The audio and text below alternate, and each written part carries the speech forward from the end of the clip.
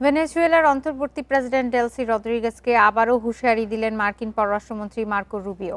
ওয়াশিংটনের দাবি পূরণ না হলে রদ্রিগেজকেও নিকোলা মাদুরোর পরিণতির ভোগ করতে হবে বলে সতর্ক করেন তিনি।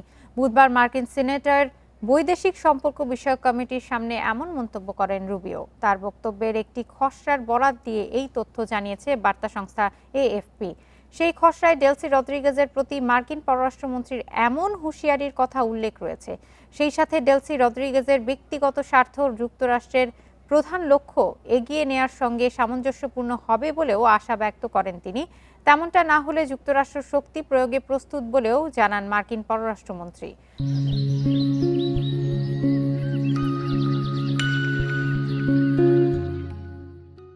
চলতি মাসের শুরুতে আকস্মিক হামলা চালিয়ে ভেনেজুয়েলার প্রেসিডেন্ট নিকোলা মাদুরো এবং তার স্ত্রীকে আটক করে যুক্তরাষ্ট্রে নিয়ে যায় ট্রাম্প প্রশাসন।